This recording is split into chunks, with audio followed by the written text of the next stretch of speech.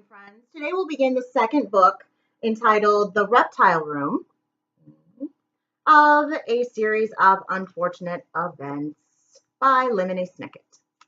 Chapter 1. The stretch of road that leads out of the city past Hazy Harbor and into the town of Tedia is perhaps the most unpleasant in the world. Love the play on words there. It is called Lousy Lane. More. Yay. Lousy Lane runs through fields that are sticky gray color, in which a handful of scraggly trees produce apples so sour that one only has to look at them to feel ill. Lousy Lane traverses the Grim River, a body of water that is 9/10 mud and that contains extremely unnerving fish. And it encircles a horseradish factory, so the entire area smells bitter and strong. I am so sorry to tell you that this story begins with the Baudelaire orphans traveling along this most displeasing road, and that from this moment on, the story only gets worse. Of all the people in the world who have miserable lives, and as I'm sure you know, there are quite a few, the Baudelaire youngsters take the cake, a phrase which here means that more horrible things have happened to them than just about anybody.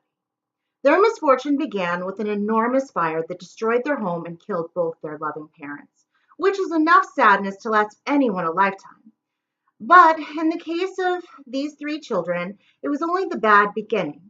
After the fire, the siblings were sent to live with a distant relative named Count Olaf, a terrible and greedy man. The Baudelaire parents had left behind an enormous fortune, which would go to the children when Violet came of age. And Count Olaf was so obsessed with getting his filthy hands on the money that he hatched a devious plan that gives me nightmares to this day. He was caught just in time, but he escaped and vowed to get a hold of the Baudelaire fortune sometime in the future. Violet, Klaus, and Sunny still had nightmares about Count Olaf's shiny eyes, and about his one scraggly eyebrow, and most of all about the tattoo of an eye he had on his ankle. It seemed like that eye was watching the Baudelaire orphans wherever they went. So I must tell you that if you have opened this book in the hope of finding out that the children lived happily ever after, you might as well shut it and read something else.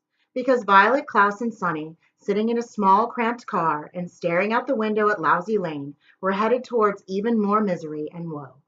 The Grim River and the horseradish factory were only the first of a sequence of tragic and unpleasant episodes that bring a frown to my face and a tear to my eye whenever I think about them.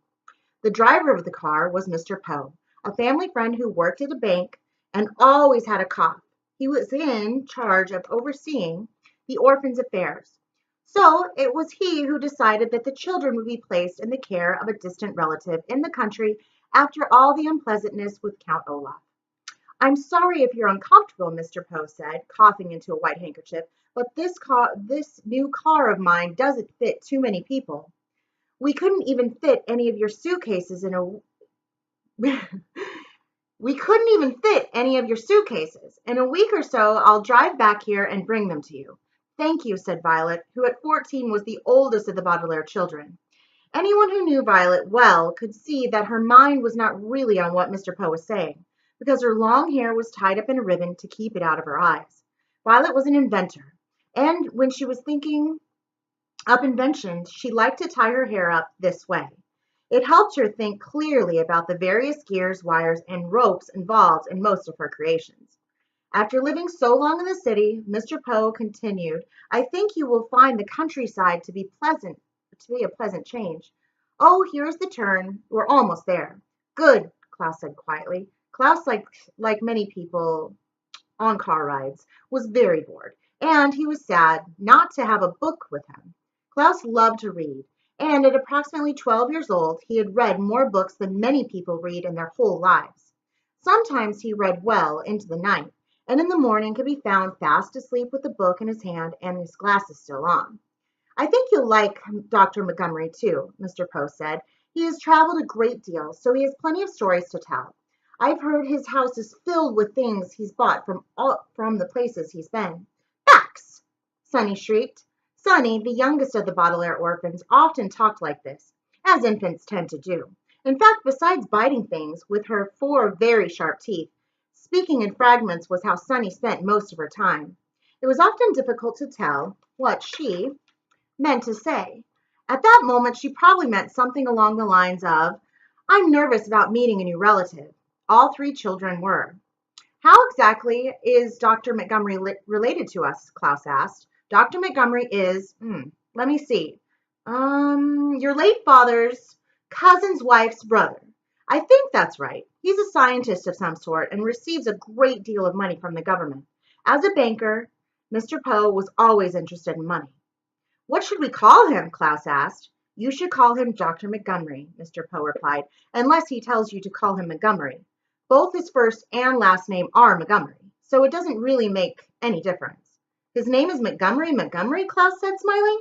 "Yes, and I'm sure he's very sensitive about that, so don't ridicule him," Mr. Poe said, coughing again into his handkerchief. "Ridicule means tease." Klaus sighed. "I know what ridicule means," he said. He did not add that of course he also knew not to make fun of someone's name. Occasionally people thought that because the orphans were unfortunate, that they were also dim-witted. Violet sighed too and took the ribbon out of her hair. She had been trying to think up an invention that would block the smell of horseradish from reaching one's nose, but she was too nervous about meeting Dr. Montgomery to focus on it. "Do you know what sort of scientist he is?" she asked. She was thinking, Dr. Montgomery might have a laboratory that would be of use to her. "I'm afraid not," Mr. Poe admitted. Oh, Mr. Poe, you should really investigate. "I've been very busy making the arrangements for you 3, and I didn't have much time for chit-chat." Seems important. "Oh, here's the driveway. We've arrived." Mr. Poe pulled the car up a steep gravel driveway and towards an enormous stone house. The house had a square front door made of dark wood, with several columns making the front porch. To each side of the door were lights in the shapes of torches, which were brightly lit even though it was morning. Above the front door, the house had rows and rows of square windows, most of which were open to let in the breeze. But in front of the house was what was truly unusual, a vast, well-kept lawn dotted with long, thin shrubs in remarkable shapes. As Mr. Poe's car came to a halt, the Baudelaires could see that the shrubs had been trimmed so as to look like snakes. Each hedge was different kind of serpent, some long, some short, some with their tongues out and some with their mouths open, showing green, fearsome teeth. They were quite eerie, and Violet, Klaus, and Sunny were a bit hesitant about walking beside them on their way up to the house. Mr. Poe, who led the way, didn't seem to notice the hedges at all, possibly because he was busy coaching the children on how to behave. "Now, Klaus, don't ask too many questions right away. Violet, what happened to the ribbon in your hair? I thought you looked very distinguished in it. And somebody please make sure Sunny doesn't bite Dr. Montgomery. That wouldn't be a good first impression." Mr. Poe stepped up to the door and rang a doorbell that was one of the loudest the children had ever heard. After a moment's pause, they could hear approaching footsteps, and Violet, Klaus, and Sunny all looked at one another. They had no way of knowing, of course, that very soon there would be more misfortune within their unlucky family, but they nevertheless felt uneasy. Would Dr. Montgomery be a kind person, they wondered? Would he at least be better than Count Olaf? Could he possibly be worse? The door creaked open slowly, and the Baudelaire orphans held their breath as they peered into the dark entryway. They saw a dark burgundy carpet that lay on the floor. They saw a stained glass, skip a page? No. A stained glass light fixture that dangled from the ceiling. They saw a large oil painting of 2 snakes intertwined together that hung on the wall. But where was Dr. Montgomery? "Hello," Mr. Poe called out. "Hello? Hello, hello, hello," a loud voice boomed out. And from behind the door stepped a short, chubby man with a round red face.